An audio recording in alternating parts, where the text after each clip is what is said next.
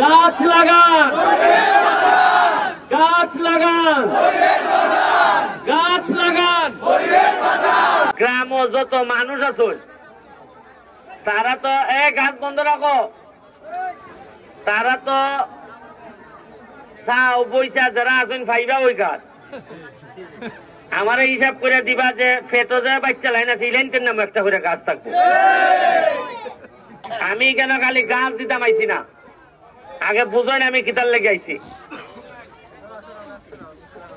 2 লাখ চারা লাগাইতাম সোনারঘাট মাধবপুর, 5000 চারা আইছে, 5000 চারা আইছে। এর মধ্যে প্রথম বন্টন শুরু হয়েছে গড়গাঁও গ্রাম।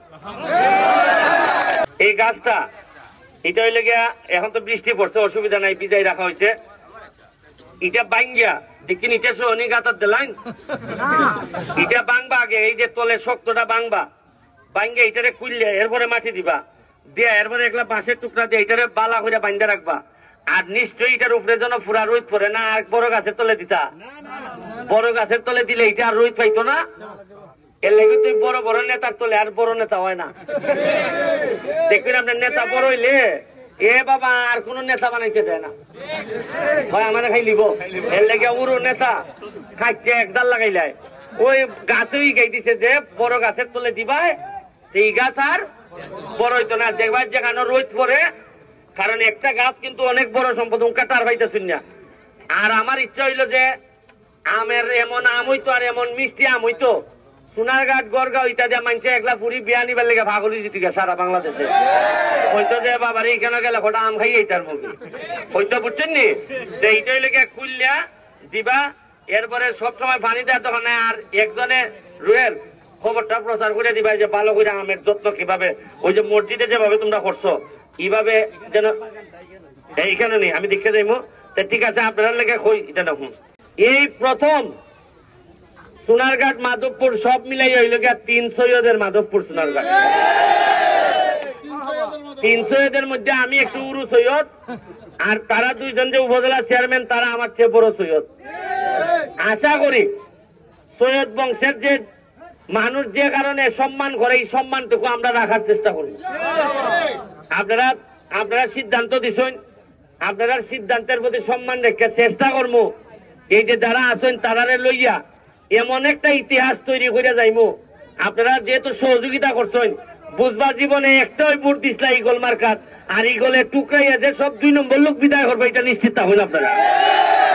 গড়গাঁও গ্রাম সারার লাগি না খালি, যদি আমার একটা ইচ্ছা সারা সোনারঘাট মাধবপুর যখন পুরা বদলে যাবি গিয়া, এমনও দিন আইতে পারে যে জননেত্রী শেখ হাসিনা আইবা যে কিতা বানাইছো তোমার এলাকার দেখতাম আইতাম। আমার একটা ইচ্ছা যে তাই আমি গড়গাঁও গ্রাম আইন দেখাইতাম যে মালয়েশিয়া বানাইছে এটা দিচ্ছি। আপনারা 84 লাখ টাকার রাস্তার প্রপোজাল গেছে, এটা তো খালি মেইন রাস্তা। আমি চাইতেছি মাঠ, আপনারা দেখছেন যে মাঠের কাজ শুরু হয়েছে, এখানে মনে তো 7-8 লাখ টাকা গেছে। এরপরে আপনার কষ্ট করে এটা ইলাই ঠেলে ইলাই অন্য নেগা এই কষ্ট মষ্ট করে তাও মাঠ বানাইতেছি।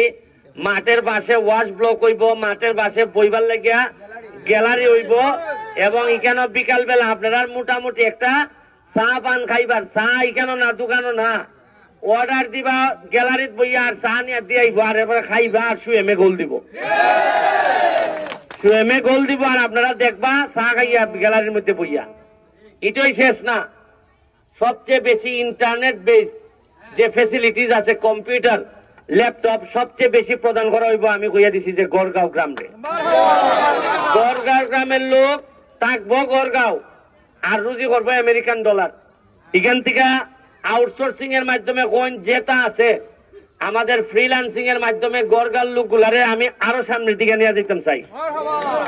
আর কেরে তার পাইছি যে গড়গাঁওরে বিদেশি বানাইতাম, কারণ গড়গাঁও আই আমি দেখছি যে এরা চেহারার মধ্যে একটা বিদেশি বিদেশি রং আছে। তখন আমি দেখছি যে এটা আগাইব, এটার শরীরের কালারই হয় যে এইটা আরো সামনের দিকে নেওয়া যাব। এরপরে আরো ইচ্ছা আছে আমার, ওই যে সামনে যে নদী আছে না নি কোয়াই নদী, কোয়াই নদীর আপনার বাড়ির সামনের যে জায়গাটা, এখানে প্রায় 1 কিলোমিটার জায়গা আলাদা করে আমি এই ভালো করে খুদাইয়া এটার একটা নদী থাকবো, কিন্তু এই জায়গাটারে এমন ভাবে আমি বানাইমু পর্যটন, এখানের মধ্যে আমি একটা কিনতে দিলাইমু, আপনারা স্পিড বোট, গ্রামের মানুষের স্পিড বোট চালাইবে এটার মধ্যে। ওই যে আমরা যে স্পিড বোট চালাইতেছি সোনারঘাট বাজারও, এখানের মধ্যে পর্যটনের লেগে নদীর পাড়েরই কেন সুন্দর সুন্দর ছোট ছোট তাঁবুর মতো ঘর থাকবো, সারা এলাকার মানুষ এইখানের মধ্যে আড্ডা দিব। এটার লেগে আমি রুয়েলের সাথে আলাপ করিয়া একটা প্রজেক্ট নিয়ে, এটা কক্সবাজারের মতো লাগতো, পানি যাইতো, আর পানির পাশে বিকাল বেলায় গ্রামের মানুষরা, বাইরের মানুষরা আইব, আইয়া কইব আরে এখানে যে একটা ঈদের মতো মেলা জমছে রে। শীতের সময় থাকবো তাবু, বৃষ্টির সময় থাকবো ওই লেগে অন্য জাতের। আরেকটা স্বপ্ন আমার আছে, আমি জানি না পারবো কিনা, আমার লেগে দোয়া করবা। ওই যে মালয়েশিয়া যে কেবল কার আছে চিনেননি, মানে একটা বড় বড় এইরকম এই গাড়ির মতো, এটা তারে তারে লই যাই এইবার থেকে এইবার। তা আমার ইচ্ছা আছে যদি ব্রিজ করতাম না পারি, এইবার থেকে কেবল কার যাইব, কেবল কার কে ওইবারে নামবো, আবার ওইবারের কেবল কার এবার আইব। তাইলে দেখবানে আপনি একটা পুরা পর্যটনের লেগে যা যা লাগে তা সম্ভব হইব। আর আমার সব স্বপ্ন সফল হইব কোন সময়, আপনারা যদি গ্রাম হিসাবে ইউনিটি থাকে, একত্রিত যদি হই। আর যদি মনে করেন যে একলা আরেকলা খালি গুটিবাজি করতেই হই, তাইলে আপনারা কিন্তু আগ্রহী থাকতেন না গ্রাম হিসাবে। আমার যেহেতু রুয়েলই গ্রামের, রুয়েলের বাপ মা নাই, আমি মনে করি যে আমি যতদিন এমপি আছি আমি এর বাপ, আমি এর মা, এবং এর গ্রাম হিসাবে আমি যতক্ষণ চেষ্টা করে যাইমু যে আমার নিজের তো গ্রাম নাই, আমি ওখানে শহর হয়ে গেছি, আমার পৌরসভা আমি দুইটা নিছি যে গড়গাঁও, ওইটা আমার ওই গ্রাম, সুতরাং এটার দায়িত্ব। আর আমি জানি না আপনারা তো এই কেন এই 5-6 লাখ টাকা মনে বরাদ্দ হয়েছে কিতার লাগে, কত 5 লাখ টাকা বরাদ্দ হয়েছে আপনারা ঈদগার লাগে। খাত চলতেছে মনে হয় না, কিতা চলতেছে না খাত? খাত চলতেছে, বেশি দিন তো নাই। আর তুমি ঈদের আগে যতক্ষণ পারো শেষ করো। এবার মনে আমার সদর নামাজ পড়ান লাগবে না, কেন বললাম না আমি। আরেকটা জিনিস আছে,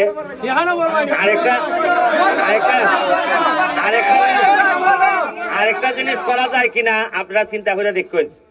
ঈদগাটা যখন সুন্দর একটা ঈদগাহ হইব, যখন বিভিন্ন কারুকার্য টার্য দিয়া ঈদগাটা যখন দেখার মতো হইব, ঈদগার ফাঁসটা ইটা পরিষ্কার করিয়া ফিসের যে পুকুরটা আছে, এই পুকুরটা আমি জানি না খার কেমনে কিতা, আপনারা যদি গ্রামবাসী রাজি থাকুন বা পুকুরের যারা আছে এরা যদি রাজি থাকুন, তাহলে আমি চাইতেছি ঈদগার পাশে পুকুরটারে এমন ভাবে ফাঁকা দিয়ে বান্ধাই দিতাম যাতে এখানেও মানুষের দৃষ্টিনন্দন হয়। তাইলে